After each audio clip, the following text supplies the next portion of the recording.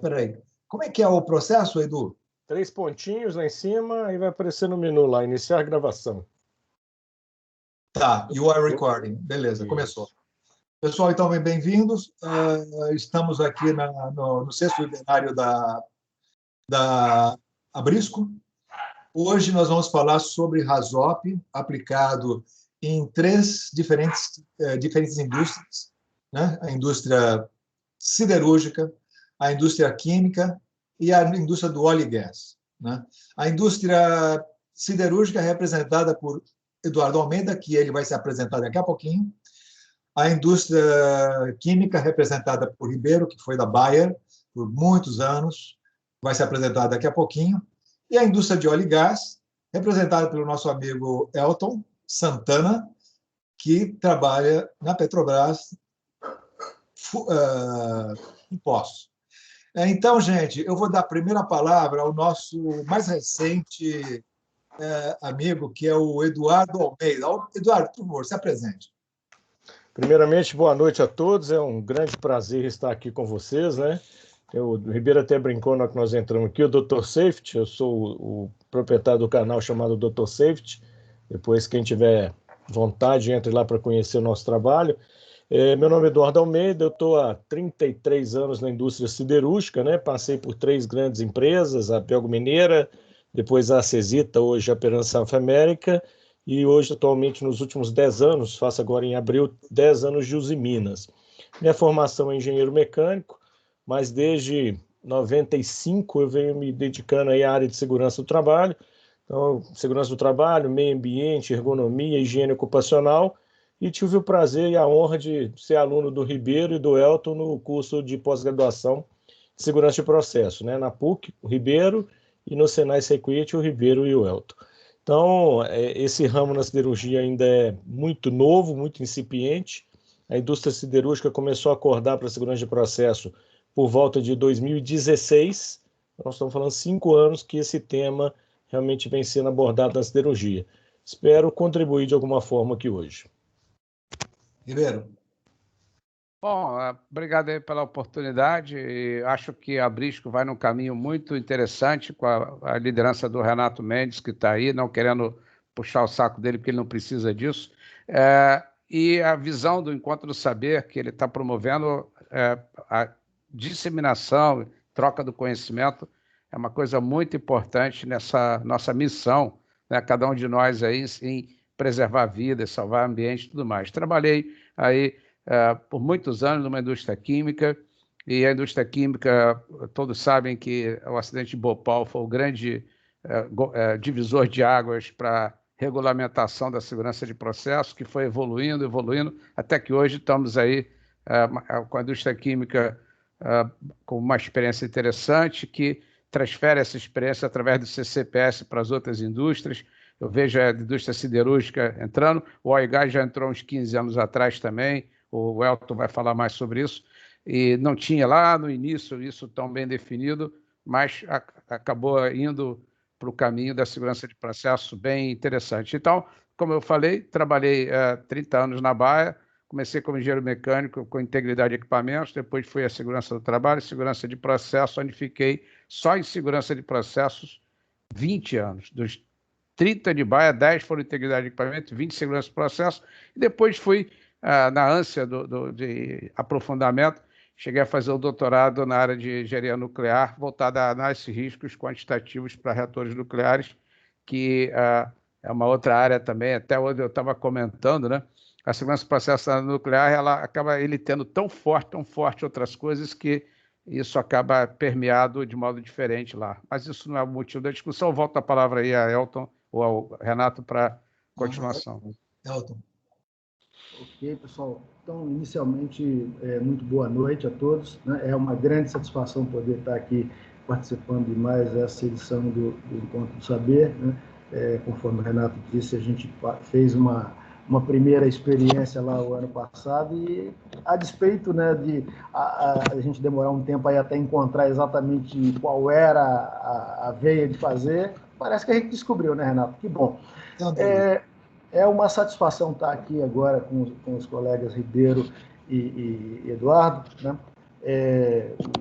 Eduardo disse, fui aluno de vocês, olha só, na verdade você só não foi o professor por uma questão de conveniência institucional, você podia ter assumido a docência lá, isso não era problema absolutamente algum, competência nunca lhe faltou para isso, né? Para quem eventualmente não me conheça, né, eu sou Elton Santana, trabalho na Petrobras há 19 anos, né? Atualmente eu fico lotado na engenharia de poços, onde a gente desenvolve os estudos de confiabilidade e risco para os projetos de desenvolvimento na área de poços, mas eu tenho uma trajetória mais longa dentro da Petrobras, onde atuei em suporte a variados empreendimentos em refino, em termoelétricas, em instalações de superfície, né? Fiz vários estudos de risco para variadas dessas instalações, e também atuei muitos anos na Universidade Petrobras, né? Sendo responsável lá por toda a carteira de soluções educacionais para essa área de segurança de processo, segurança ocupacional, saúde do trabalho, meio ambiente, enfim. Era uma atividade bastante intensa, dedicada tanto a processos de formação de novos empregados, quanto aos processos de aperfeiçoamento dos empregados já mais experientes, mas que ainda assim requeriam capacitações complementares aí de aperfeiçoamento. A minha trajetória profissional com risco não começou, obviamente, dentro da Petrobras, a gente tem uma história um pouco mais longa que isso, né? Eu trabalhei na indústria de energia elétrica, eu fui empregado de Furnas Centrais Elétricas durante muitos anos, passei por várias indústrias alimentícias, então eu trabalhei em frigorífico, trabalhei em laticínio, né? Passei pela mineração, lá trabalhando com mineração de nióbio, né? E também com fábrica de cimento, né? E comecei minha vida lá atrás mesmo, né? Com a aviação, né? Então eu tive aí uma passagem bastante, né, diversificada em variados segmentos da indústria, né? Onde eu aprendi muito sobre manutenção, sobre confiabilidade, sobre risco, né? E isso fez o meu arcabouço. Então, além da atuação profissional, eu também pude aprofundar os meus estudos, fazendo especializações, fazendo mestrado, né, e doutorado, né? Sou doutorado em engenharia de produção e a ênfase dada no meu programa foi exatamente essa abordagem de engenharia de confiabilidade e risco, né? Eu trabalhei com esse tipo de aplicação. Aqui na nossa sessão de hoje, né, eu espero, juntamente com os meus amigos Eduardo e Ribeiro, né, trocarmos aqui, né, algumas, né, vivências, né, e poder, de algum modo, satisfazer as expectativas, né, do pessoal que está nos assistindo aí. Quero, de antemão, agradecer e me despeço por enquanto. Obrigado, Elton. Então, eu, na realidade, a questão do RASOP,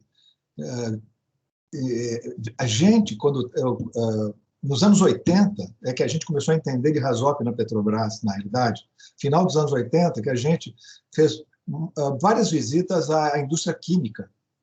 Foi com eles que a gente se incentivou, foi com eles que a gente fez cursos, inclusive. Eu fiz cursos nos anos 80 e alguma coisa, 87, 88, com o pessoal da indústria química, exatamente em RASOP, para entender o que era isso. Então, essa é a história inicial. Veio deles, passou pela Petrobras e hoje em dia está disseminado por aí, felizmente. A ideia nossa dessa mediação é que a gente faça a pergunta para os três, né?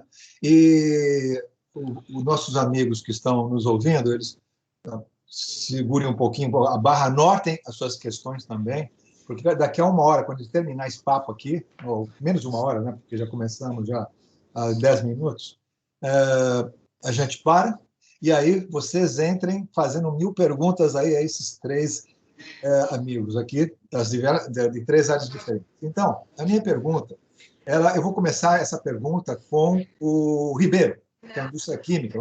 Foi a época do dinossauro. Então, Ribeiro, é o seguinte, duas perguntas muito simples, mas muito importantes. porque eu já participei, longos tempos atrás, em RASOP de 14 pessoas. Eu me lembro dessas coisas absurdas que tinham, que a gente estava experimentando, tateando as coisas, né? E qual, Ribeiro, hoje em dia, né, na tua ponto de vista, na sua experiência da indústria da área química, né, qual o tamanho de uma equipe mínima, né? E, ao mesmo tempo, eu faço uma segunda pergunta, para não ficar... Você já responde essas duas. Na sua opinião, quem deve fazer a divisão dos nós na planta a ser avaliada? Duas perguntas para você. A primeira, sobre a equipe mínima, eu diria que ela está girando em torno de 5 a 6 pessoas, porque você tem que ter o facilitador que domina a técnica, que tem que conduzir. Você tem que ter o especialista no processo que está sendo analisado, e o cara de produção, ou, se for um RASOP projeto, o cara do projeto e também o da produção, porque ele vai receber depois a planta. Então, nós já falamos 3. O pessoal de engenharia, ou manutenção, ou às vezes tem empresas que acumulam, né? Ou aquela unidade, mas tem que ter o expertise e a instrumentação. Então, a gente já caminhou para 6. O cara que é da automação, ele tem que estar junto, até porque uma discussão de RASOP, ele entende o contexto a partir do grupo, e não individualmente, senão não tem necessidade de grupo. Então, a RASOP é sinergia. E outros adicionais aí que são opcionais, que é o pessoal das emergências, o pessoal de meio ambiente, e o pessoal de outros aí, talvez a segurança do trabalho, apesar de eu entender que a segurança do trabalho ocupacional deveria ser parte também da equipe, mas às vezes se acumula. Então, eu tenho uma equipe fixa e uma equipe, às vezes, flutuante, podendo chegar, Renato, até, em algumas sessões, a 10 pessoas. Depende do tema a ser discutido, tá? Ok, eu posso fazer o seguinte, eu vou manter essa pergunta número 1, eu vou passar essa pergunta número 1, porque ela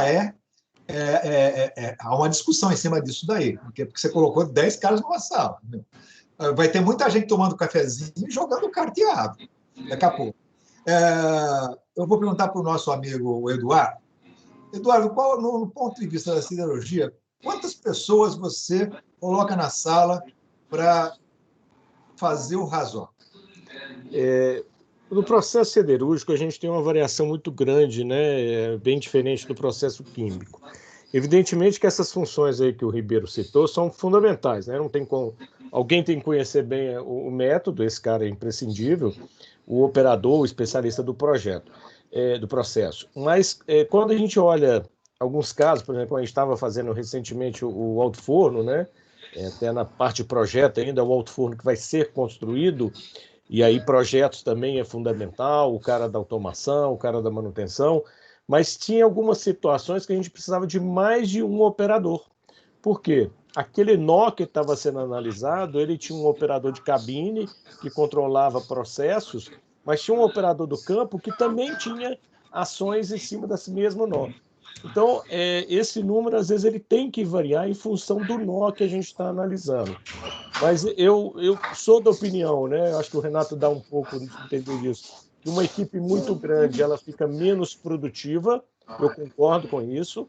Então, às vezes, no próprio análise de um nó, você conseguir conciliar as especialidades que mais vão agregar pode ser bastante positivo. Mas entre 6 e 8 ali, eu acho que é o mínimo que a gente vai conseguir trabalhar em processos mais complexos. Quando a gente pega um processo mais simples, às vezes é só um circuito de água, de refrigeração, às vezes você consegue até trabalhar com um número menor. Mas eu ficaria aí no mínimo 6 pessoas que realmente conhecem o processo, porque às vezes não vai nem agregar, vai ficar jogando carta, como você brincou aí, mas gente que vai estar ali observando. Eu tive a oportunidade de participar desse RASOP que eu comentei, eu fiquei mais como observador, era o facilitador, e foi muito interessante, porque pelo posicionamento das pessoas, a gente conseguia capturar muita coisa interessante.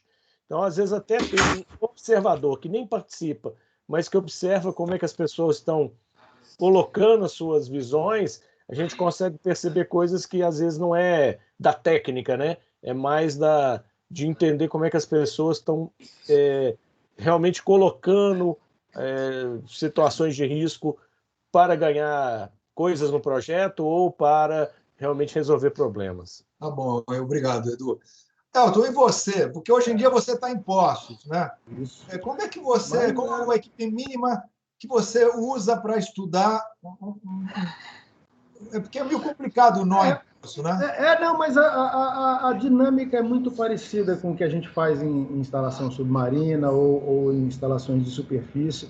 É muito parecido o processo, não muda muito, não. A metodologia do RASOP é, de fato, uma metodologia robusta, porque, a despeito de qual seja a instalação, e eu já tive a oportunidade de aplicar RASOP, como eu falei, lá de planta de cimento, instalação elétrica de usina geradora, né, e ultimamente em óleo e gás, né, e isso não muda, é bem robusto. O que acontece? A equipe mínima, de fato, né, fica permeando esses perfis que o Ribeiro e o Eduardo falaram, porque esses 6 a 8, eles são, de fato, aquele core business ali, aquele grupo básico que você não pode prescindir. Mas, né, não é raro a gente ter participações spot. Né? Então, eu posso, por uma necessidade de algum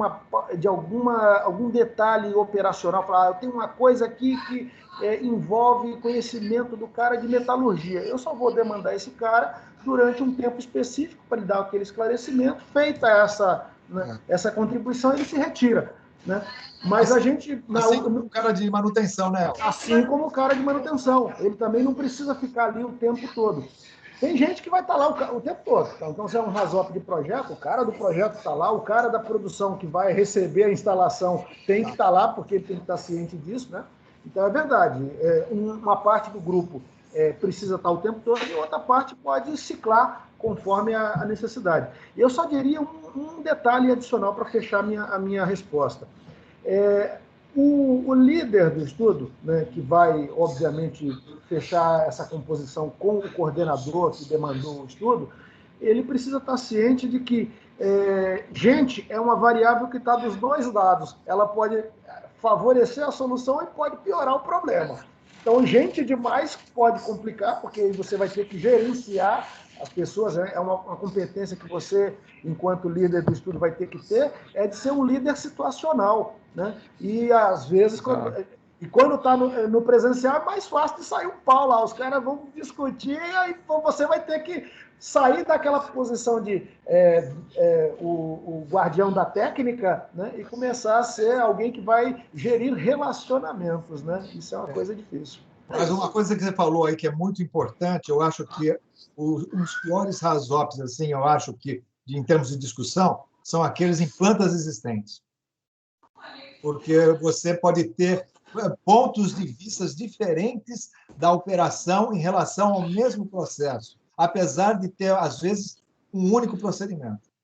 Por que às vezes? Porque, às vezes, os caras inventam um procedimento na cabeça deles. Isso é um grande perigo, não é? Então, eu acho que tem as plantas existentes, eu acho que a situação é mais crítica, porque está lá e o pessoal tem opiniões muito específicas sobre aquela planta. Só colaborando aí, Renato, eu já vi situações em plantas existentes que um turno trabalhava diferente do outro. Então, a operação era diferente em turnos diferentes. Isso é complexo. E quantos procedimentos? Cada um tinha o seu. E mudava a turma, mudava o turno, mudava a forma de operar o equipamento. Parâmetros, inclusive. Isso é muito complexo, porque você faz um RASOP com uma turma, você tem que levar em consideração algumas situações que outras turmas operam diferente. Mas é muito bom para a segurança de processo, porque a gente sabe onde vai ter que mexer, né? Algum comentário de vocês? Não, é fato. Só um ponto aqui adicional, é o seguinte, plantas existentes têm ainda a divergência com relação à funcionalidade das salvaguardas instaladas. Tem uma salvaguarda lá que o cara, um determinado grupo, confia e o outro não quer de jeito nenhum considerar aquilo no RASOP. Eu já vivenciei esse tipo de coisa. A tecnologia embarcada, a série de nuances aí, isso nunca aconteceu aqui, isso, não, o que você está falando nunca aconteceu e não vai acontecer. aquela visão também do sujeito que entra, não, isso não vai acontecer porque eu tenho a salvaguarda. Eu falei, fulano, calma, a salvaguarda é a segunda etapa. Primeiro a gente tem que querer saber o que vai acontecer. Você já está dizendo que não vai acontecer porque tem salvaguarda, então aí você tem que voltar a recapitular o que é a filosofia do Rasop, né? Mas então, é sempre isso. O que você está falando, porque isso mostra. A gente viu no progresso que a gente acompanhou da cultura de segurança de processo na indústria, né? A gente viu que houve um shift muito grande a partir do ano 2000 em termos de segurança de processo. Pelo menos na indústria de óleo e gás, ela foi notável esse shift. E esse discurso que você estava falando, que é muito interessante, né? Que a gente ouviu isso 1000 vezes no nosso ouvido antes do ano 2000, na área do petróleo. Depois, isso daí, basicamente, o pessoal começou a ficar muito cauteloso quando falava isso, porque aconteceram barbaridades. Vamos passar para a próxima. Mas a segunda pergunta, até esqueci dela já, Renato. Não, eu faço agora. Na sua opinião, Ribeiro, quem deve fazer a divisão dos nós, ou seja, identificar os pontos de estudo, a planta a ser avaliada? Olha, a indústria química, a experiência que eu tenho na indústria química, e os colegas aí vão complementar, é o seguinte, tem um áudio aberto aí, não sei se... Tem um áudio aberto. Então, eu vejo que a indústria química... Tá, vai, não sei se... Eu vou tentar mudar. Pronto, já fiz o mute. Tá, então a visão de nós é uma visão muito interessante por equipamento, porque você trata uma lista de desvios por equipamento e vai fazendo essa parte, porque você tem coisas no equipamento que é backflow, podendo dar runaway reaction por backflow, não é apenas uma contaminação com perda de produto. Então, são coisas que o nó, na indústria química, o melhor aí é fazer o nó por equipamento. Existe a chance também de um processo de utilidade, você juntar um grupo de equipamentos no nó, mas isso... E também é o seguinte, até técnicas que você...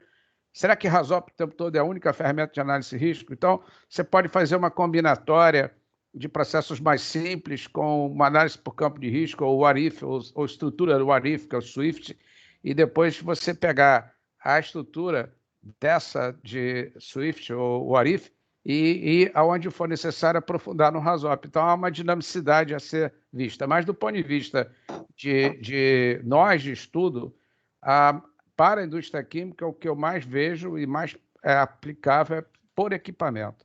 Mas eu passo aos colegas aí que tem outros processos, não sei se complexo é o termo. Não, mas a pergunta é a seguinte, quem deve fazer a divisão de nós? O especialista.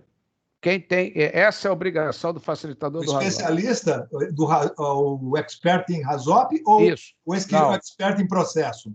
Não, eu acho que tem que ser o especialista do Rasop. Obviamente, ele vai submeter à aceitação do grupo. Mas quem define o início é o facilitador. E aí ele vai, com o grupo, pode até mudar.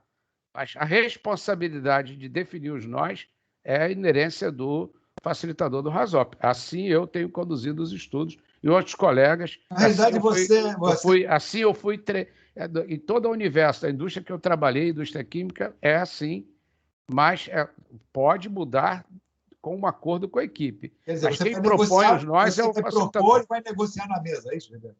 Sim, mas é uma negociação, mas você tem que ter essa... Porque a técnica... Quem é o dominador da técnica?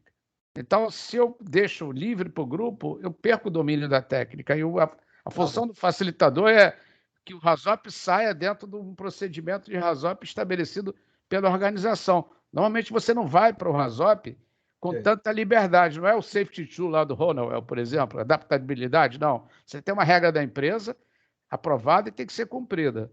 Essa é a visão que eu tenho, entendeu? Vou passar, obrigado, Ribeiro. Vou passar agora a pergunta para Eduardo. Eu acho que o Ribeiro tem razão em parte, mas eu acho que, pelo menos na siderurgia, a participação do especialista no equipamento é importante, porque são equipamentos muito diversos, né? A gente tem equipamentos que dentro da própria siderurgia, eu brinco que a siderurgia é o parque de diversão do gestor de risco, né? Eu já desafiei numa palestra aí alguém achar algum risco que não tem na siderurgia. É praticamente impossível, a gente tem quase todos. Então é muito difícil para o especialista da ferramenta conseguir, às vezes, identificar bem os nós. Então eu acho que pelo menos na Uzi Minas a gente tem feito, né, junto com o especialista, o cara que mais conhece daquele equipamento, fazer a divisão dos nós e, evidentemente, quando você está discutindo os nós com a equipe maior, você ouve, né, e as ponderações e pode até fazer algum ajuste. Mas é até mais raro isso quando você usa bem o especialista de processo. E o nó para você, Ribeiro, além de você considerar o especialista de processo, o nó para você é um equipamento, não é? Ribeiro não, Eduardo. Não, Eduardo, desculpa. Desculpa, ok. Não. No caso da siderurgia, os nós geralmente são ramos, né?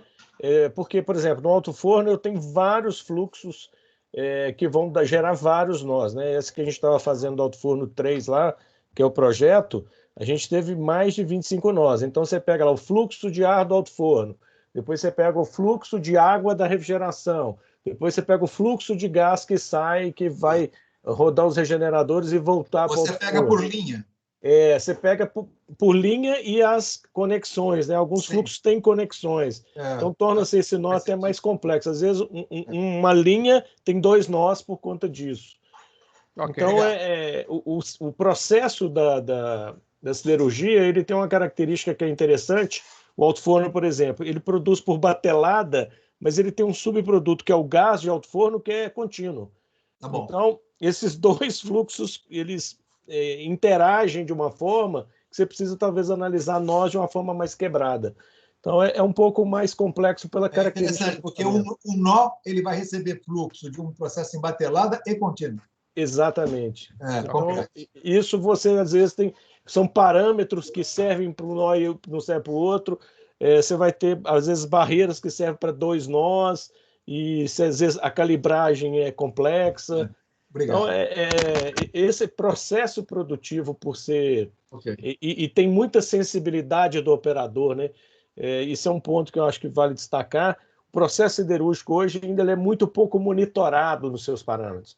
A gente está evoluindo muito no alto forno novo, nós estamos praticamente monitorando todos os parâmetros do alto forno. Mas a gente pega os altos fornos mais antigos, tem 2 pontos de pressão de medição de temperatura, 5 de pressão e só.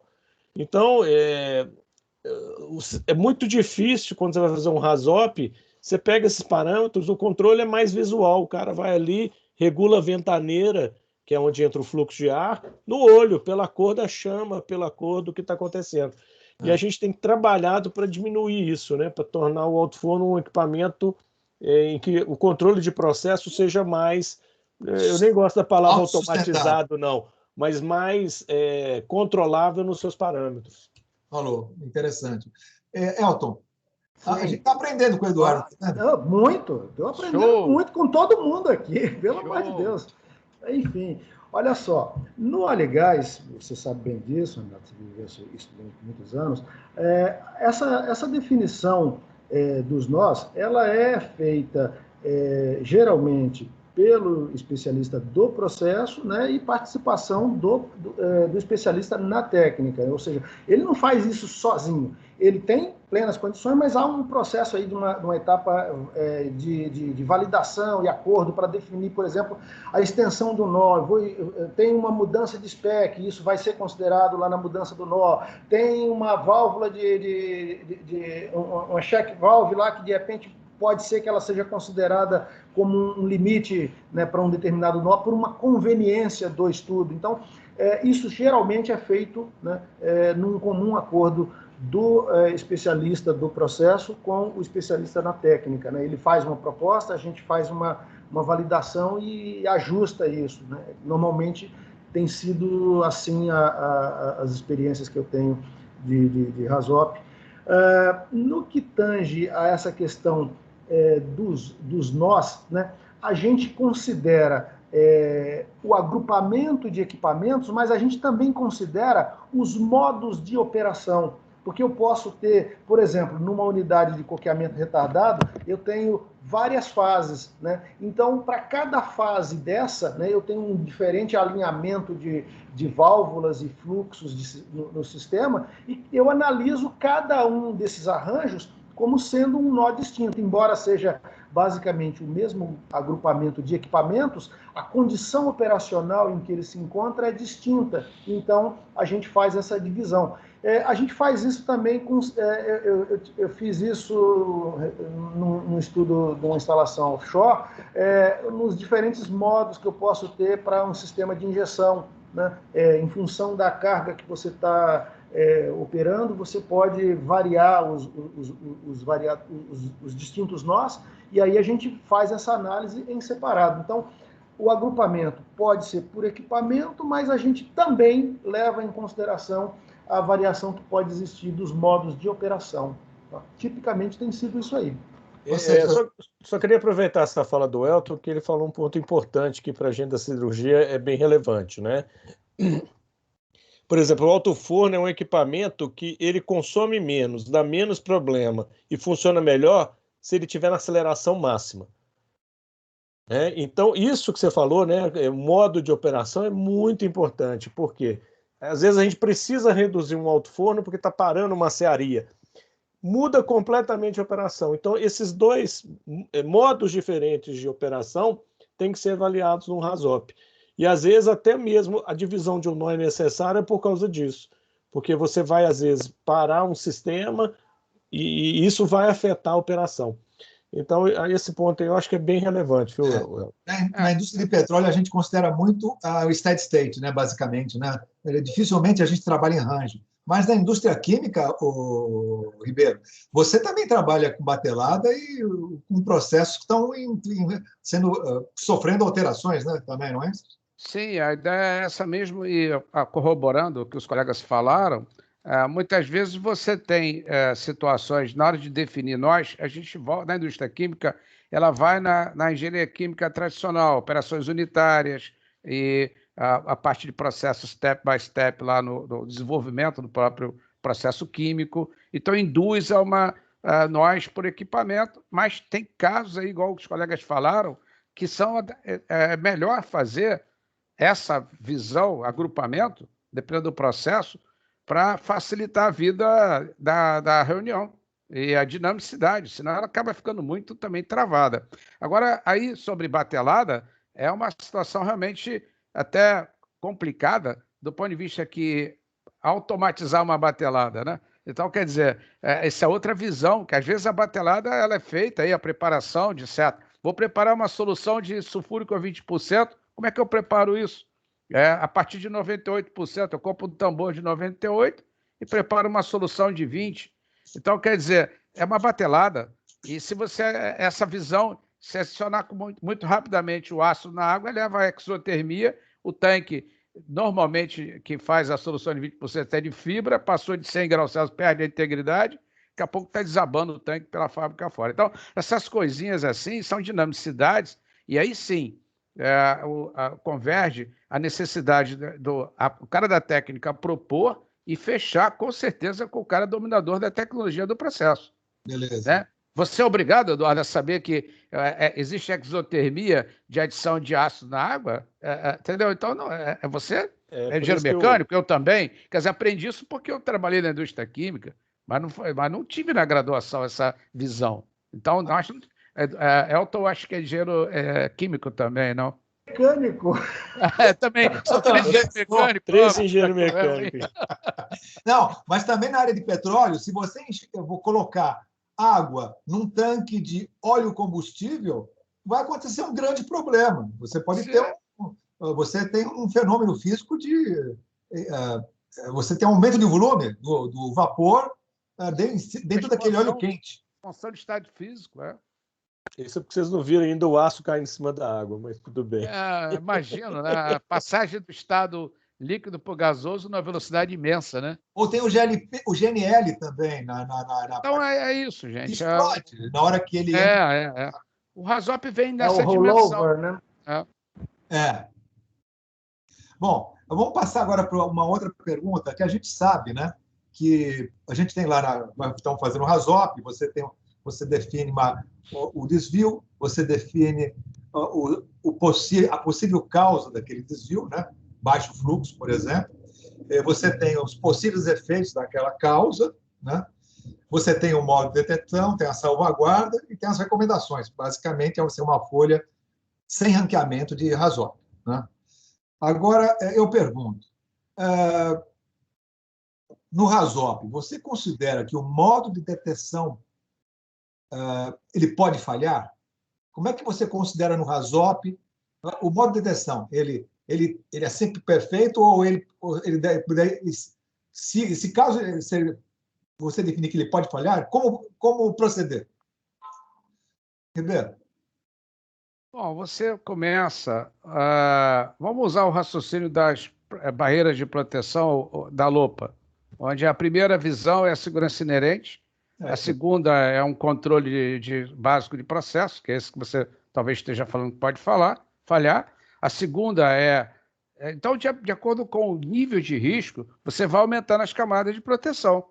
Então, quer dizer, se o teu nível de risco, mesmo com a falha do BPSS, é transbordar água para algum lugar, ou uma água fervendo, desde que ela não caia na cabeça do seu diretor, caia no piso, né?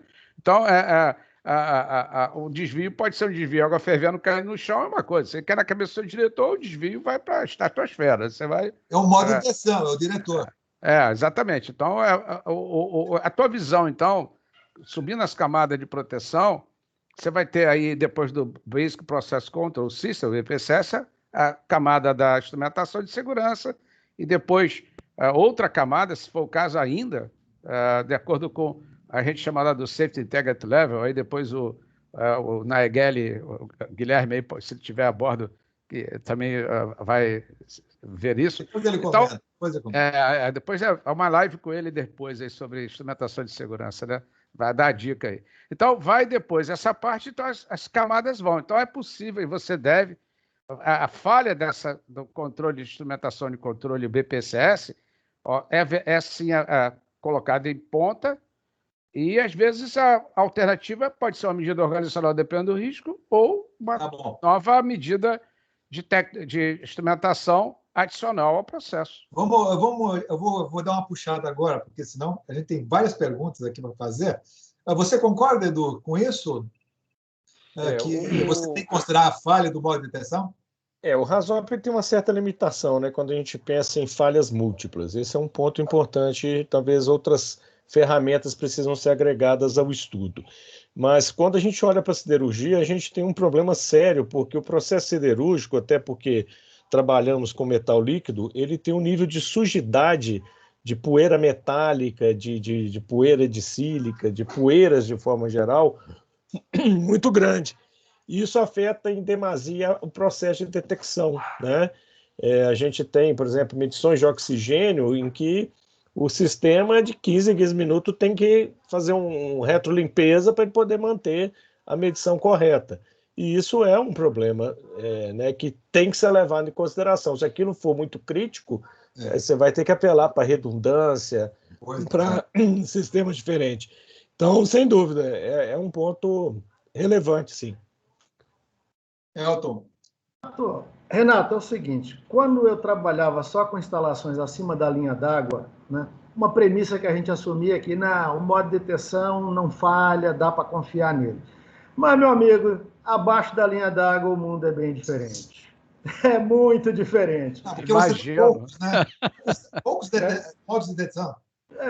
O que acontece é assim, tipicamente num poço, né, talvez a maior parte das pessoas que estão nos assistindo aqui não saiba disso, mas um poço é uma coisa que é tão onerosa quanto uma aeronave, né? Custa aí em torno de 120 milhões de dólares uma unidade, né? Mas, ao contrário da aeronave, que tem dezenas de milhares de sensores, um poço tem 3. Né? Tem 2 sensores na árvore de Natal e um lá no fundo, né, na coluna, lá, o PDG. Então, eu tenho um PT, um TPT, que são os 2 sensores da árvore de Natal, e o PDG. A experiência operacional mostra que, depois de um certo tempo, né, a confiabilidade desse sensor que você tem lá no fundo da coluna, o PDG, vai para o vinagre. E aí, meu amigo, fica muito difícil. O seu modo de detecção foi para o vinagre. Você realmente não dá para confiar, né? Então, para um poço novo, eu parto da premissa de que não, todas as minhas detecções estão íntegras. Agora, se for já um poço em serviço, eu não levo isso como uma premissa, não. Mas só lembrando que o LOPA, né, o LOPA considera a falha do modo de detecção, por exemplo, de uma malha de instrumentação de processo, né? Porque ele considera, porque é aí que ele vai ver se vai precisar de um SIL 1, um SIL 2, em função do nível de integridade dessa malha de processo, né? Bacana, gostei. Vamos passar aqui para outra.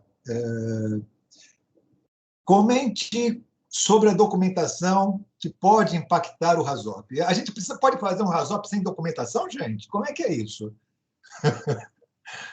Ribeiro, você já passou por esse aperto? Olha, infelizmente sim, mas isso é extremamente indesejável. Você vai numa estação de pesquisa, por exemplo, um defensivo agrícola. Então, o cara tem baixa documentação, baixa engenharia, e aí você até fica temerário, porque você faz uma reunião e diz essa reunião tem que ser feita uma nova reunião. E outra coisa também, o perigoso é você, na RASOP, fazer a engenharia de processo durante o RASOP. E eu já interrompi reunião, falei, gente, olha só, eu vim aqui para analisar um processo que vocês teriam e vocês não têm. Vocês estão usando a reunião para fazer o processo e o projeto. Então, eu peço a vocês encarecidamente que façam isso sem a minha presença, porque senão eu fico induzido, eu não posso participar do conceito. E como é que fica eu participar do conceito e depois eu analisar isso? Então, mas não é... tempo, vamos falar a verdade. Então, eu já interrompi reuniões assim, elegantemente interrompidas, mas não pode. A documentação tem que ser, inclusive, por exemplo, aí você também tem que ter amparo da própria organização, né? Não, então, quer dizer, os guidelines da Petrobras e os guidelines da Uzi Minas, os guidelines do Mabai, galera, olha só, a gente tem que fazer atividade baseada nessa regra. Okay? Agora eu quero te lembrar outra coisa. As build. O as-built, ele é infelizmente, um problema. Por exemplo, você, infelizmente, várias vezes, isso infelizmente é recorrente, o P&I não está tão fidedigno como é o campo, mas você vai descobrindo isso ao longo do próprio análise de risco.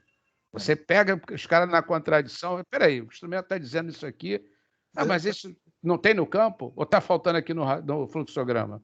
Então, aí você, inclusive, durante a reunião, eu nomeio um cara para anotar tudo quanto é coisa para depois atualizar o fluxograma.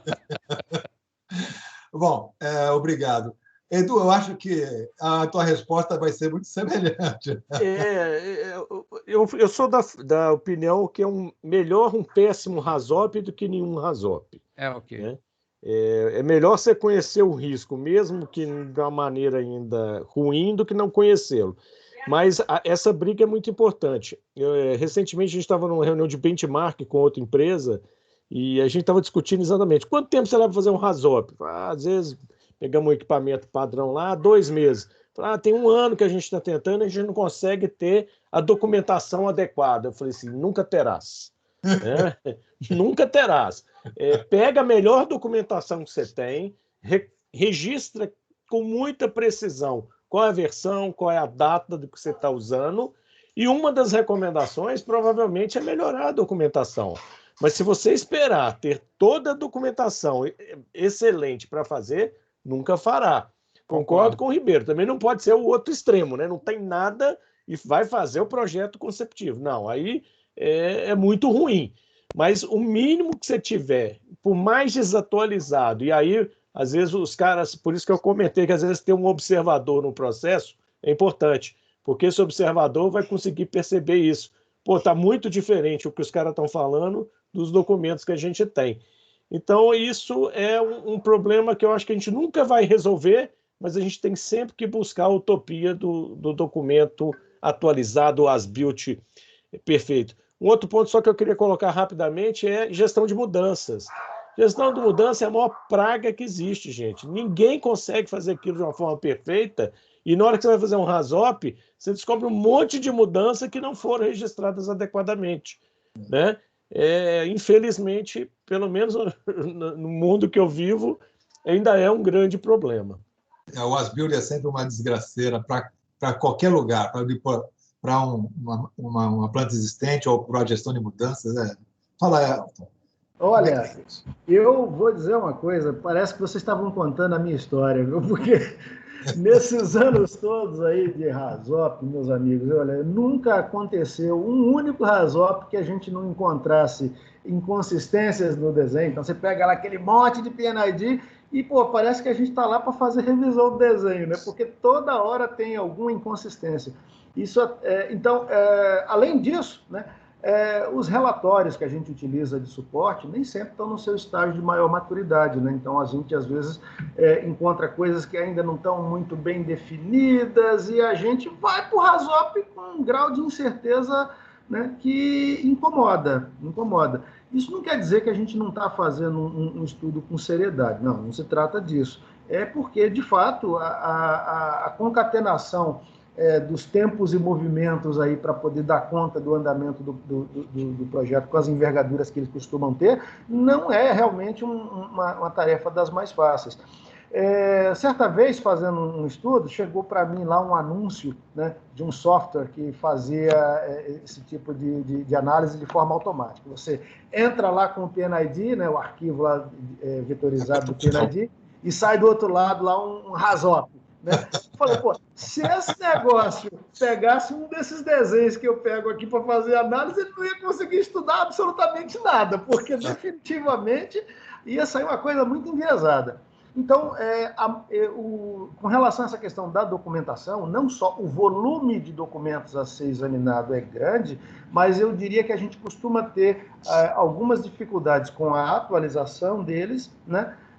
E com o estágio de maturidade. Muitas vezes a gente pega estudos que ainda não estão, documentos de suporte que ainda não estão suficientemente maduros e que geram discussões, né? Não é uma coisa que inviabiliza o estudo, mas gera um calor ali. Elton, mas uma coisa muito importante, porque o RASOP é uma ata de reunião e tem uma responsabilidade e é consequente essa responsabilidade. Pode ter consequências, né? Como é que vocês registram essa não conformidade da planta? Isso é registrado, né?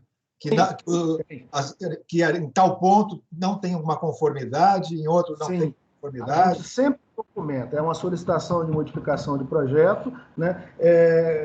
Para que ele possa corrigir aquele ponto. Às vezes não é um erro no desenho, mas o que está desenhado não corresponde à nota explicativa que está colocada lá. E aí tem que pedir para fazer todo esse processo.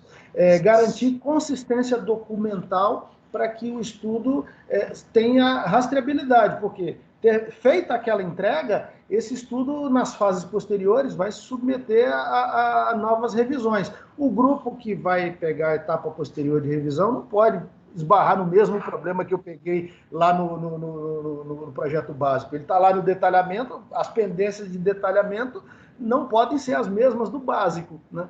Pode até acontecer de ter, mas não é desejável, né? Só um ponto para agregar aqui, Elton. Às vezes a gente tem que mandar corrigir lá na planta também, né? Às vezes o problema não é no desenho, é o cara que desativou alguma coisa na planta, fez um bypass que não é aceitável. E aí tem que corrigir na planta. Não é só atualizar o projeto que vai resolver. Isso é muito comum, o operador desabilitar alguma parte e deixar bypassada, porque para ele é seguro assim, né? E aí, e o projeto? Como é que pensou na época que fez, né? Não, às vezes até funciona melhor o equipamento, né? O pior que é isso, né? Pô, tá performando muito melhor sem isso aqui. Realmente, mas isso é a sua segurança, companheiro. Só um ponto que eu queria comentar ainda para fechar esse ponto é o seguinte: eu já encontrei situações que foram assim de certa forma incômodas, né? Que tinha uma recomendação feita lá no básico, a gente estava analisando o projeto já na fase do detalhamento, e aí Quando a gente pede lá o closeout, né, que dá o status da implementação das recomendações, você fala, pô, o cara tinha que colocar ali um duplo bloqueio, mas ele não botou, né? Aí você vai ver o que é porque na recomendação, a equipe anterior tinha dito que ele tinha que botar 2 válvulas lá para poder fazer o bloqueio. Aí, quando o cara vai mobilizar os esforços dele para poder tomar ação, ele vai ver que fisicamente não cabem 2 válvulas de 14 polegadas em série naquele lugar onde tinha sido recomendado, porque o que você tem ali no PNID não é de forma nenhuma representativo da realidade física, né? Então, a gente que está fazendo o estudo tem que ter essa percepção de que, PNID fala sobre a instalação, mas ele não fala tudo, né? Então, às vezes, você vai precisar, por exemplo, de recorrer a uma maquete eletrônica para você poder entender como é que é o traçado lá de uma determinada tubulação e enxergar, cara, não dá para botar 2 válvulas aqui para ter duplo bloqueio, mas você pode mudar a solução, né, e passar a ter uma válvula com 2 corpos de bloqueio distintos, e você garante o duplo bloqueio sem obrigar aquela ideia de que tem que ter 2 válvulas. Porque o problema todo é que a equipe anterior tinha colocado isso, tem que ter 2 válvulas lá, senão não tem duplo bloqueio. Então, esse cuidado, né, de examinar a documentação para que você faça recomendações que sejam consistentes com o que a realidade permite, né? Esse ponto. Passando por essa experiência, né, Elton, que você está falando, de você... é necessário ter uma complementação, às vezes, da nossa planta de processo com alguma informação adicional, né? Por exemplo, o procedimento de operação ele é muito importante. Às vezes, num RASOP, ele é muito importante. Como é que vocês lidam com o procedimento de operação para aquela planta que vocês estão analisando? Por exemplo, uma planta de projeto. Ainda você não tem nem o procedimento de operação. Você pode estar até no executivo, mas ainda não tem procedimento de operação. Como você considera, às vezes, dúvidas operacionais em cima de um projeto, mesmo já na sua fase executiva, né? E você não tem nem o procedimento de operação? Como atuar? Posso começar respondendo aí, Renato? Não sei. Pode, por favor. Mantendo. O que aí no projeto é uma robusta e detalhada descritiva e descrição do processo e do projeto. Então, quer dizer, você não tem o procedimento, mas você tem que ter escrito, até porque, se você não tiver isso bem escrito, como é que você vai dizer a posteriori as bases utilizadas para análise? Então, você não pode deixar isso em aberto. Você tem que perder um tempo, talvez, não sei se é o termo, se não vier bem detalhado do projeto, a descritivo operacional e descritivo desse tipo, você, então, eu já tive reunião, galera, olha só, eu vou ter que registrar aqui, então eu faço... vocês poderiam ter evitado esse HH de 6 ou 8 pessoas para fazer um descritivo de projeto, mas temos que fazê-lo. Senão, como é que eu vou, a posteriori, ser avaliado o que foi discutido à luz de quê? Então, essa é uma visão. Mas o procedimento operacional não pode não estar disponível no projeto, mas o descritivo é necessário. Falou, beleza. Edu, e você, que não tem nem instrumentação, como é que fica? Vai querer procedimento? Não, normalmente, quando a gente está falando de projeto novo, né, como são equipamentos muito específicos, né, muito ligados a um processo que tem uma tecnologia, né, que é muito restrita, são poucas empresas, a gente trabalha normalmente com descritivos funcionais, né? A gente está até num projeto agora de recuperação de gás lá, a gente está trabalhando muito com isso. Você pega o fornecedor, ele te explica como que aquele processo deve funcionar, né, onde deve ter as intervenções e tal, e em cima daquilo você vai desenhar os seus procedimentos operacionais, né? Você vai dimensionar seu quadro, pôr lá o que o operador tem que fazer, vai trabalhar o seu PLC com suas lógicas funcionais, usando aquele descritivo funcional que o fabricante te dá. Mas quando a gente vai fazer o RASOP, né, principalmente antes de ter toda essa informação, a gente depende muito da experiência de quem já trabalhou com aqueles processos. Até para construir e ajudar. O RASOP vai ser uma forma de ajudar depois a construir parte do procedimento, porque aquele descritivo define como que vai funcionar, você tem a experiência das pessoas que estão ou concebendo ou já trabalharam com equipamento similar, e você consegue, de alguma forma, evoluir nisso. Mas, sem dúvida, é um ponto que merece uma atenção. A gente está fazendo alguns casos desses, a gente vai agora startar um processo em maio, em que nós vamos fazer todos os testes a quente e a frio com o fornecedor, usando esse descritivo funcional e escrevendo e reescrevendo, em alguns casos, o procedimento, e tem um RASOP que foi feito em cima dessa experiência que vai servir de base. Mas, sem dúvida, quando você tem um procedimento operacional, isso facilita muito, né? Elton. Cara, bom, no óleo e gás, a realidade não é muito diferente, não. A gente também tem situações, principalmente em projetos novos, em que não existe ainda o procedimento específico, mas a gente tem uma coisa, nós temos procedimentos gerais, né, que se aplicam a muitas situações parecidas, e então sempre é possível você utilizar como base um procedimento geral, e quando a gente percebe que tem alguma especificidade, né, pode-se utilizar o RASOP para complementar, para que uma determinada instrução seja incorporada àquele procedimento geral, de tal sorte que aquela nova instalação não fique a descoberto de algum detalhe que possa ser crítico para a segurança dela, né? Então, isso torna ainda mais efetiva aquela necessidade de você ter alguém que seja um conhecedor daquele processo, né? Gente que tenha vivência operacional, porque a vivência de operação, né, dá um sentimento maior de realidade, né? Às vezes a gente escreve uma coisa que, do ponto de vista operacional, ele não tem a menor possibilidade de executar, né? Então a gente tem que ter essa sensibilidade de, ao fazer o estudo e propor a incorporação de alguma, né, de alguma recomendação que implique numa instrução que reforce procedimentos de operação, né, que aquilo tenha uma carga de realidade, né? Então, esse é um desafio que a gente precisa assegurar nos nossos trabalhos aí. É isso. Elton, mas vale a gente falar, né, também que no RASOP a gente não está avaliando, apesar do procedimento ser importante para o entendimento do processo, ou a descrição operacional ser importante para o entendimento do processo, a gente não está analisando o procedimento de operação.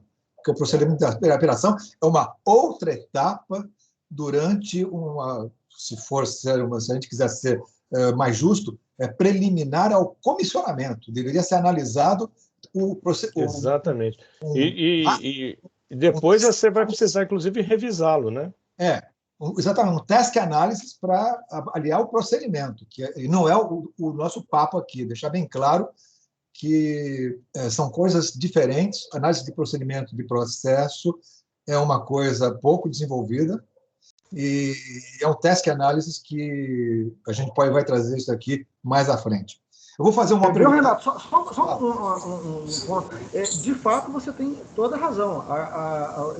Quando eu me referi a essa questão, eu não estava falando do procedimento operacional, porque às vezes você tem uma particularidade lá, por exemplo, eu vou manter o fluido com anular, o poço pressurizado no seu anular, né? Mas eu vou usar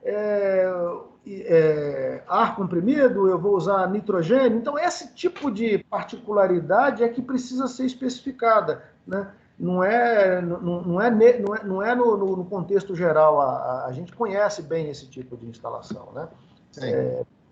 Era isso, obrigado. Bom, agora vamos fazer a última pergunta, porque já são 19h43, a gente vai invadir mais, porque essa pergunta ela não é uma resposta tão simples, né? Eu queria saber, há algum tempo atrás, surgiu uma grande polêmica na área de óleo e gás de a gente ter que fazer ranqueamento de cenários de RASOP. A gente foi arguido sobre isso, né? E acabou que a gente, quando arguído por um órgão regulamentador, a gente disse sim, né? porque é uma coisa de ser consequente, bola, só isso. E a gente, lógico, contra-argumenta, mas no final das contas a gente não tem a caneta. E a gente quer saber, eu quero ouvir de vocês na indústria química, da indústria da siderurgia, né? Como é que vocês estão fazendo essa questão, ou não estão fazendo essa questão de ranquear cenários, e qual o benefício disso daí? Porque, claro que tem benefícios também, por isso que ela é polêmica, porque se tivesse errado, não seria, seria absolutamente contestada, mas não, tem muitas razões também de existi-las. Mas eu queria ouvir de vocês qual o benefício, ou não, de a gente ranquear os cenários do RASOP, ou seja, a gente vai ter que classificá-los no que diz respeito à sua severidade, à sua frequência, e resultando lá no risco, que a gente vai pagar um ranqueamento de risco de cada cenário. É isso. Quero ouvir de vocês, Ribeiro. Bom, Renato, eu tenho duas visões para responder a sua pergunta. Eu não sei se elas vão ser suficientes, as visões. Por exemplo, o ranquear, que você diz, é aquela matriz de risco. Isso já é inerente ao RASOP, é isso? Então, você ter... Depois, existem softwares que são usados. Eu uso um software interessante, não querendo fazer propaganda dele, que é um PH Pro, e no final eu consigo estratificar. Eu não sei, depois eu quero que os colegas... que software ou ferramenta você usa? É possível, sim. Você, assim que acaba o RASOP, estratificar... A gente não está falando que é impossível, eu só quero ouvir você. Não, sei. Mas isso é possível, sim. Você, rapidamente, se você tem uma ferramenta boa de RASOP, um software bom, você já dá a lista dos riscos dos cenários. Essa é uma visão dessa resposta. A outra eu não sei se foi essa também a sua visão quando fez a pergunta, é ranqueamento das recomendações, que é você, que recomendações você deveria ser feita a curto, médio e longo prazo, onde até mesmo situações que, ao final do RASOP, requerem investimentos a serem feitos para fazer a solução. O Elton acabou de dar um exemplo muito interessante da válvula. Então, como esse upgrade vai ser feito? Qual é a resposta da empresa para esse upgrade? Aí que está a vantagem do ranqueamento. É uma resposta de budget, às vezes. Você tem que botar no budget para o ano que vem. Então, não é uma medida factível a curto prazo, mas ela é importante. Então, você tem que ter medidas intermediárias, aí a gente pode ser falado sobre isso também. Que medidas intermediárias só para esclarecer, você está ranqueando, você quando está classificando as recomendações a serem implantadas, você está sendo auxiliado pelo ranqueamento de risco do que você fez, o RASOP, é isso?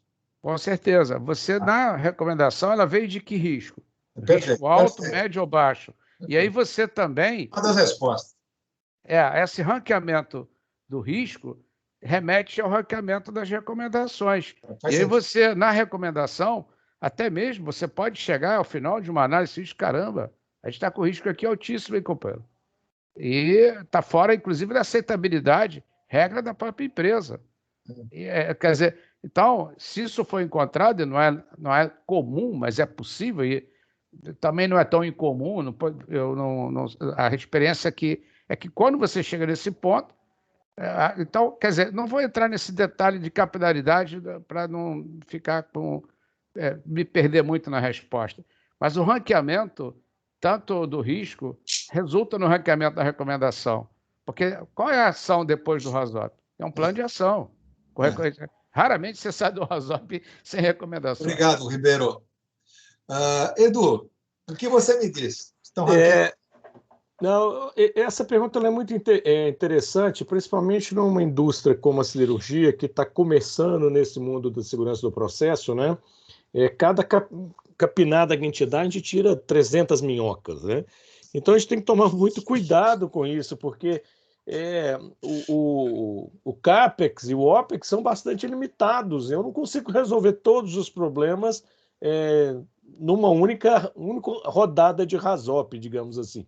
Então, categorizar é fundamental, né? A gente tem trabalhado e tem orientado muito a focar na severidade.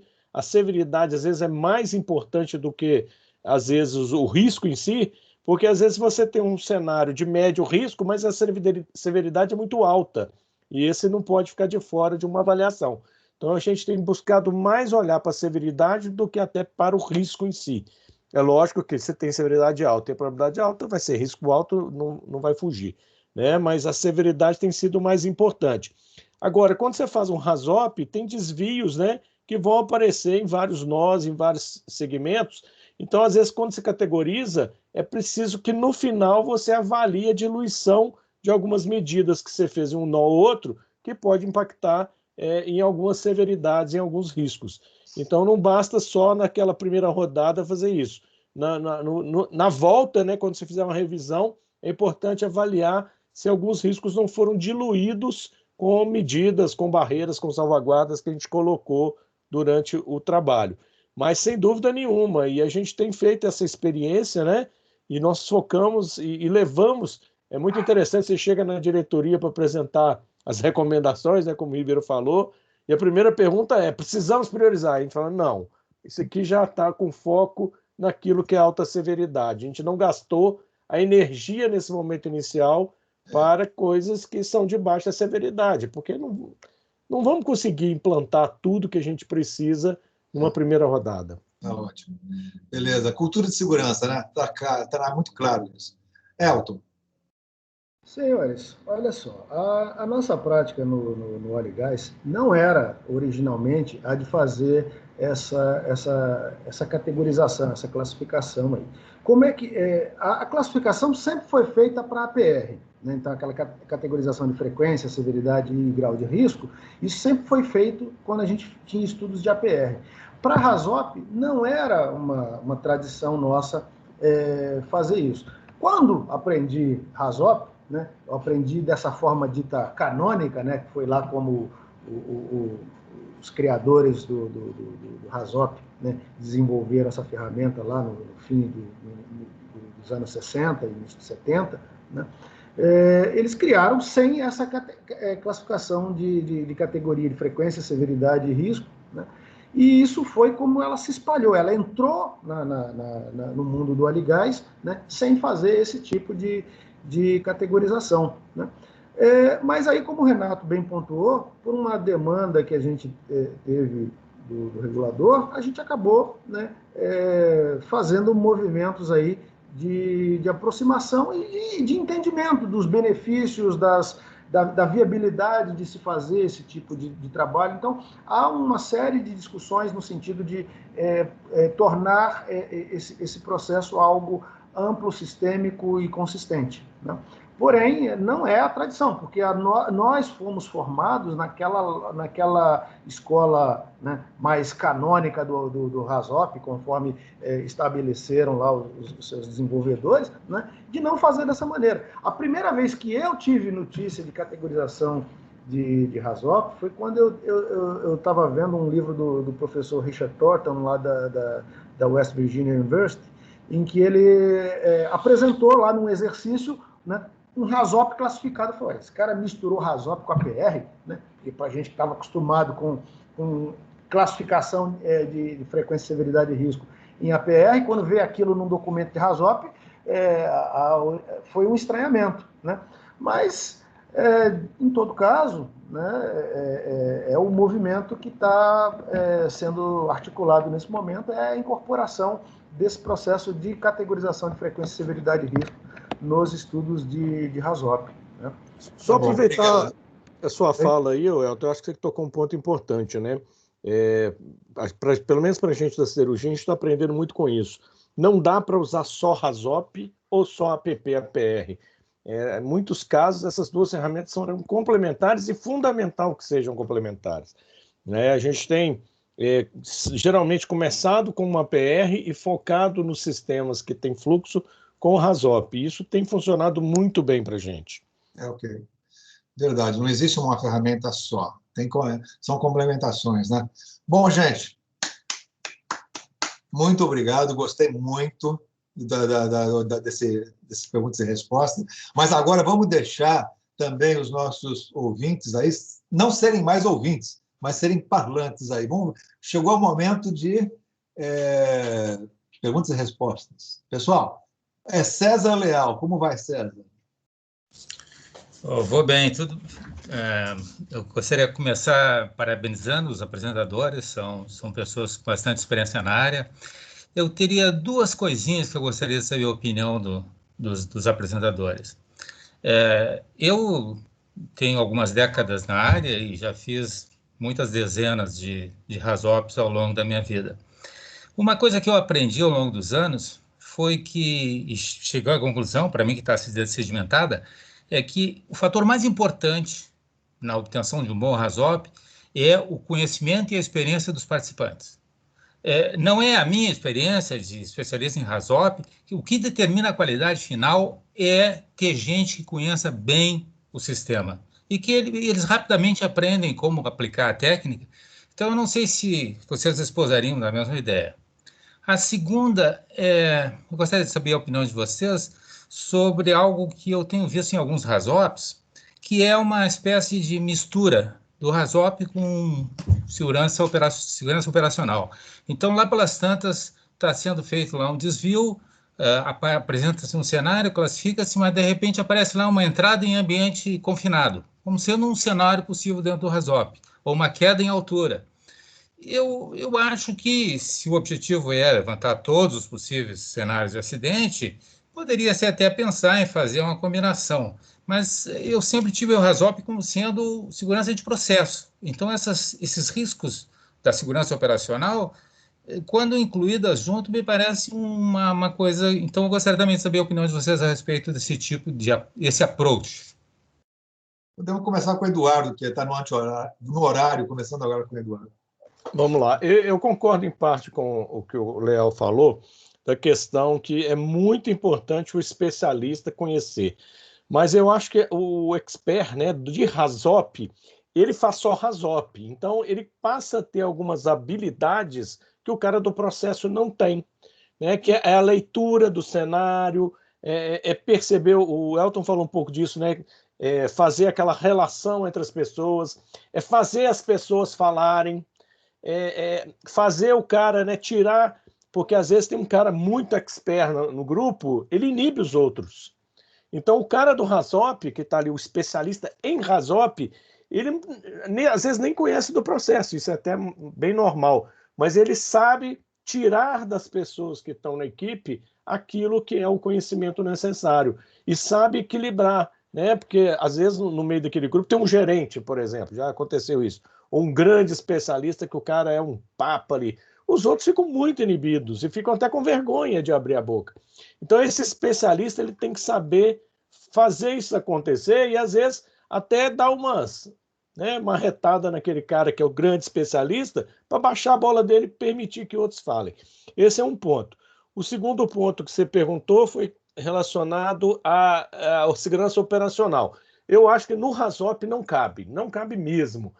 Na APP, APR, cabe um pouco, né? Porque vai ter alguns cenários que são bem comuns e que vão realmente afetar. Mas eu não percebo. Na Uzi Minas, a gente tem trabalhado RASOP com visão de segurança de processo, de parâmetros de processo, muito nessa linha. Então, não vejo de forma que agregue valor misturar essas duas coisas. Eu acho que existem ferramentas boas, e eu acho que a APP, a PR, é uma ferramenta com a visão ocupacional que pode agregar valor nessa outra visão. Passa a bola aí. Ribeiro. Bom, a primeira parte da pergunta, acho que o Eduardo, eu coincido com ele, não vou nem estender muito a minha resposta, eu acho que é isso mesmo que o Eduardo falou. A segunda, tem uma visão complementar, do tipo, não sei se a saúde ocupacional não deveria ser o tema predominante no RASOP. Mas um exemplo, por exemplo, acessibilidade ao equipamento, a interface homem-máquina, essas coisas assim, eu entendo como necessário no RASOP. Por exemplo, eu vou remover um feixe de um trocador de calor, aquele feixe removível, que fica lá, da Petrobras, está lá no nível 19 metros de altura. Aí eu não botei um equipamento para retirada do feixe, vou retirar com um guindaste. Na hora que eu saco esse troço com o guindaste, você já viu sair na boa? Já viu, Elton? Nunca. Sai na marra. Aí o guindaste solta aquilo, balança a lança e cai lá de cima, tudo lá embaixo, na retirada do feixe tubular. porque você poderia ter muito bem... Outra coisa, nem espaço para botar na laje tem, né?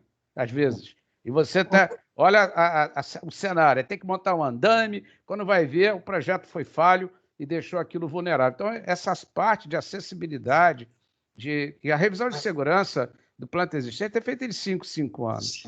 Então, às vezes, você deveria entrar no mérito.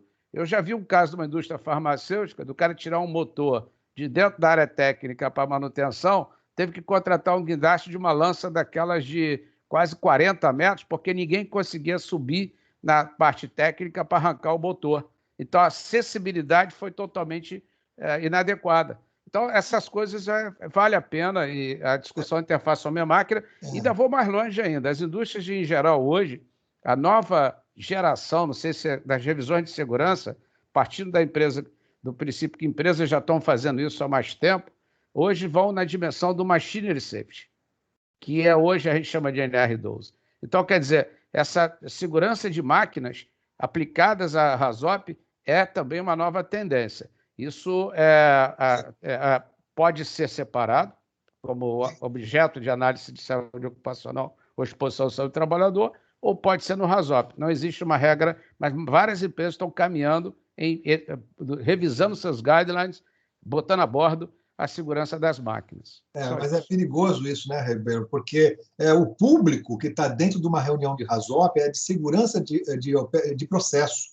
Não é um público de layout, entendeu? Eu acho que tem que, se quiser fazer alguma coisa que é super importante, estudar o layout, fazer análise crítica de layout, que se faça numa outra reunião, para ver essa manutenibilidade dos componentes, etc. e tal, que se faça. Mas tem que se fazer mesmo, mas não na reunião do RASOP e do CEPRA, entendeu? Aí, Renato, vai na direção do que a gente foi falar no início da reunião de hoje. Você flutua a equipe. E aí, nesse momento, você pode flutuar. E completar, eu peço até que o Elton também fale um pouco, senão a gente fica polarizado. Fala aí, Elton. Tá perfeito. Olha só, meu grau de acordo com vocês aí é o mais alto possível, né? E eu só destacaria aí o seguinte: quando o César falou dessa questão de entrar aí com essa questão da segurança ocupacional no meio da discussão do RASOP, eu também entendo que não é o melhor lugar, né?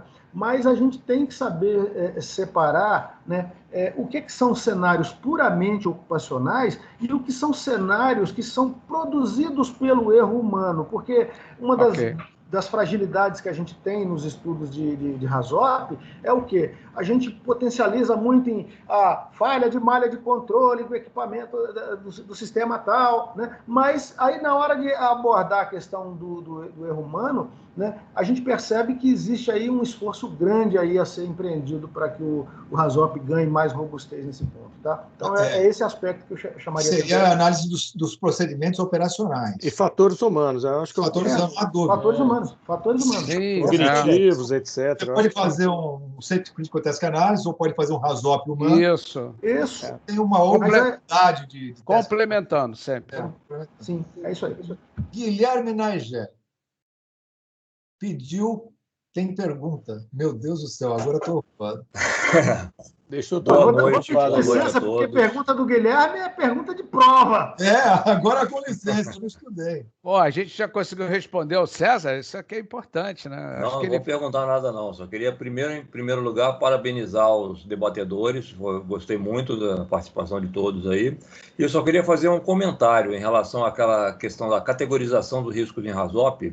Como o Elton bem mencionou, o RASOP tradicionalmente é uma técnica puramente qualitativa que não se faz categorização. Mas, recentemente, muitas áreas da Petrobras já têm adotado o RASOP integrado com LOPA. Então, você fazendo essa integração com a LOPA, você automaticamente já tem essa categorização de riscos feita, e isso realmente traz um ganho muito grande. Você... não só na área de definir prioridades para recomendações, mas o próprio cenário, saber identificar o risco de cada um e a suficiência ou não das salvaguardas, que o RASOP tradicionalmente se depende da experiência do cara do processo, saber se tem 2 salvaguardas, um intertravamento e uma resposta do operador a um alarme de processo. Isso é suficiente ou não? Então, no RASOP tradicional, você não tem essa resposta clara. e você, com o RASOP integrado com a LOPA, você já tem essa resposta claramente definida. Então, tem sido uma vantagem muito grande e já tem sido bastante implementado isso. Mas não são todos os eventos acidentais do RASOP, né, que tem LOPA, né, Guilherme? Tem outros que não têm LOPA. É isso que eu queria até comentar. Exatamente, você não precisa aplicar LOPA para todos os cenários identificados no RASOP. É isso aí. É isso que a gente está comentando, que eu queria comentar. A gente está fazendo vários RASOPs e alguns a gente elege para fazer um estudo de LOPA e dessa forma avançar, mas não para todos os cenários. Eu acho que isso realmente não uma há energia. necessidade para todos os cenários. É isso aí. Francisco, fala, Francisco. Tem uma pergunta. Boa noite. Boa noite a todos. Parabenizar a todos os debatedores aí, mandar um abraço aí para o amigo Eduardo, né? Em especial. Eu queria fazer uma observação com relação à primeira pergunta que foi feita com relação à equipe do RASOP, né? E em torno de 6 pessoas e realmente mais do que isso acaba ficando complexo e pessoas sem uma função. Mas na minha experiência com o RASOP também, em diversos ramos diferentes de atividade, tenho visto também uma parte importante de formação de conhecimento de novos profissionais. Eles também têm visto isso, porque às vezes você tem um cenário tão rico dentro de um RASOP e um cenário praticamente inédito dentro da empresa, onde você tem especialistas, e que se você não colocar determinadas pessoas ali, até para que tenha ali um conhecimento para outros que vão ser sucessores, né, um processo de sucessão, acaba sendo complexo. Vocês têm visto isso dentro dessas análises de riscos mais complexas aí nos diversos ramos aí, né? Indústria química, óleo e gás e siderurgia.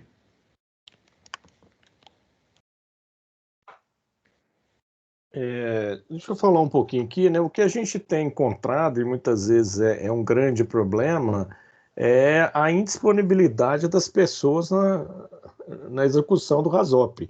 A gente já cancelou, sei lá, N reuniões, porque você começa a fazer a análise e falta o cara que tem o conhecimento que é essencial para aquele nó, né? E muitas vezes fica prejudicado. E seguir com o RASOP, às vezes, é uma perda de tempo, um retrabalho que não vale a pena. Então, esse é um ponto muito crítico, né? A falta da expertise importante para aquele nó no momento em que você está exatamente discutindo aquele parâmetro. Então, esse que seria o ponto que eu colocaria aqui. Muito bom. E aí vai a top and down, né? E muitas vezes quem é o responsável pela segurança do processo? É o site manager, é o gerente de produção. A empresa, quando define os guidelines e política, define claramente. Ele é o responsável de garantir a segurança e os padrões de segurança da instalação. Então, se uma pessoa, ele define aquele que... Eu já tive um diretor assim, aquele que faltar no RASOP, eu quero que justifique para mim o porquê que está faltando. Por que não foi na reunião? Porque eu é que mandou as cartas aqui. Então, se eu digo para você que a prioridade é essa, você não faz isso, eu gostaria de saber o porquê que você não foi para a reunião. Então, isso é top and down, funciona nessa hora. Entendeu? Não, sem dúvida, esse é um ponto importante. Não sei se vocês conhecem o Dr. Ailmer, né?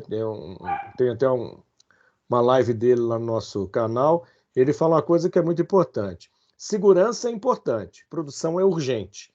Então é uma briga que muitas vezes a gente perde.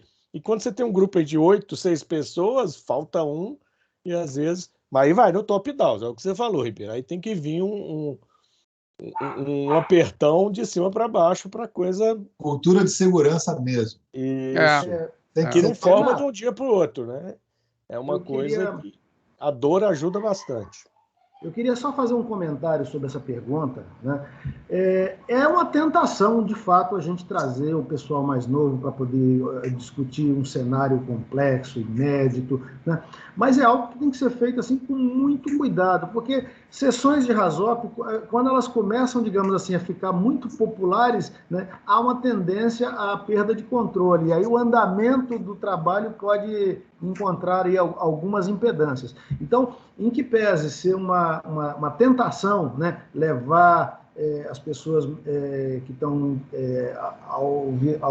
alvoroçadas por aprender com aquele grupo mais experiente, eu diria que é uma prática que tem que ser feita assim, com muito, assim, a exceção da exceção, né? Eu costumo dizer o seguinte: ter regularmente programas de capacitação, né, em que você tem pessoas experientes que vão lá compartilhar o que conhecem sobre aquele assunto, né, pode, digamos, diminuir essa pressão, né, de você ficar entupindo de gente lá no RASOP, e isso criar aí dificuldades operacionais para a condução do estudo. Então, é uma tentação, né, mas essa tentação ela tem que ser muito bem administrada para você não inviabilizar o trabalho do RASOP. Né? Ou perder muita qualidade. Né? Isso. Vamos adiante. É um balanço. Falou, gente. Então, acho que temos alguma outra pergunta. Já está tarde, já? Acho que tem alguma pergunta a mais, pessoal? Tem uma mão levantada aí. É o César, esqueceu de baixar. Tá, desculpa. Bom, uma coisa importante aí, o que o Elton falou, o exagero tem que ser realmente comedido ou evitado, mas também o nível mínimo de participantes, isso é muito também determinístico. Eu já teve caso de eu viajar para outro país para fazer RASOP na América Latina e chego lá, a equipe, não, aqui fulano não vai poder participar da reunião, e era o cara da instrumentação. Eu falei, ok, eu vou ter que entrar em contato com o diretor Latam, avisando ele que eu estou voltando para o Brasil, porque você não vai poder atender a reunião. E eu não sei que prioridades aí, porque que eu vim para cá, então tudo bem, né? Aí o cara, vamos almoçar, quando voltou depois do almoço, estava todo mundo na reunião. Só porque eu falei que eu ia ligar, e eu tinha que fazer isso. Eu tinha que fazer isso. Eu tinha que ligar para a cultura de segurança não eu fui lá porque o diretor Latam disse que queria que fosse feito aquele RASOP. Então, quer dizer, o cara do lado do site, não, isso a gente não vai poder fazer, desculpa. Eu falei, tudo bem. Só que eu tenho que avisar o cara que deu ordens para isso. E aí você se vira com ele. E aí, quando foi depois do almoço, estava todo mundo na reunião. A prioridade virou. Então, você tem que ter... que eles sabiam que se eu ligasse para o cara ia chamar eles tudo menos de meu amor, né? Beleza, pessoal. Última palavra, Elton e Eduardo, vocês terem... Eu quero agradecer. Vocês querem falar alguma coisa específica, Elton? Só agradecer também. Eu acho que foi muito bom estar aqui, né? Foi bacana, foi uma troca. Foi ótimo participar aqui com vocês. Eu quero agradecer imensamente aí, né, Renato pelo convite, Eduardo e Ribeiro pela parceria aí. Eu acho que foi bem legal, né? E a gente vai ver o seguinte, né? Um bom RASOP ou qualquer coisa relacionada à segurança do processo, um bom procedimento, tudo é cultura de segurança, né? Se ela não existir, tudo sai torto. Muito torto. Bom, a visão aí importante. Obrigado também pela oportunidade de aprender com o Elton, aprender com o Eduardo, aprender com... Eu quero anunciar uma coisa, porque estamos aqui com o pessoal. Eu tenho um congresso da Brisco agora. Legal. Tá? Então, pessoal, não deixem de participar, enviarem seus papers aí. Vamos ver se o pessoal da indústria siderúrgica também se entusiasma e participa com a gente, né? E é bom essa nova parceria da parte de siderurgia, porque é sempre importante A gente tem um pessoal da parte nuclear, pequeno pessoal, o César era um da área nuclear. A Ana Letícia também, que está a bordo. A Letícia também, Ana Letícia, exato. Então, tem um pouquinho de cada coisa, né? Tem o pessoal da área da aeronáutica, né? E então eu quero fazer esse anúncio aí para vocês participarem. O site é congressoabrisco.com.br, né? Vão lá, faz a sua inscrição da sinopse, né? E a gente aguarda. O congresso vai ser online, quer dizer, você pode fazer. É um congresso de chinelo, veja só. Chinelo, né? Para não falar que é de pijama. Renato, me permite aí também. O Luiz Fernando falou para mim uma vez, eu não me esqueço do estudante Seixas de Oliveira, que a Brisco, quando foi criada, foi para todos os riscos, para todos os segmentos industriais. Então, Eu vejo aqui a indústria alimentícia, que também é uma indústria que tem feito muito dever de casa em relação à Rasop, migra nessa direção impressionantemente. A indústria de agronegócio, entendeu? A indústria farmacêutica, impressionante como a indústria farmacêutica tem metodologias robustas de fazer Rasop, procurando isso. E outros segmentos não tão, assim, tecnologicamente falando, que são segmentos até hospitalares. Outro dia me causou uma visão interessante. Área naval também. Área naval, área de navegação. Então, que estão migrando agora, interessantemente, na direção da segurança de processos. Outro dia, uma palestrante do Albert Einstein falando como eles estão lidando com isso no próprio hospital. Então, assim Então, eu acho que, apesar de ter sido assim, química, farmácia, óleo e gás e siderurgia, e talvez numa outra rodada, eu não sei, mas o pessoal de alimentícia, farmacêutica e outras aí também, como a visão do Luiz Fernando Seixas de Oliveira, é risco, a Brisco é para isso, é para todo e qualquer segmento de análise de risco. Né? Aí eu volto a palavra ao presidente, que aí brilhantemente está tendo essas ideias de compartilhar conhecimento no encontro do setor. Eu quero saber o seguinte, uma pergunta muito importante. Como é que eu paro a gravação? Vai lá nos 3 pontinhos e... Temos que fazer um Rasop para isso. Eu sou consultor de...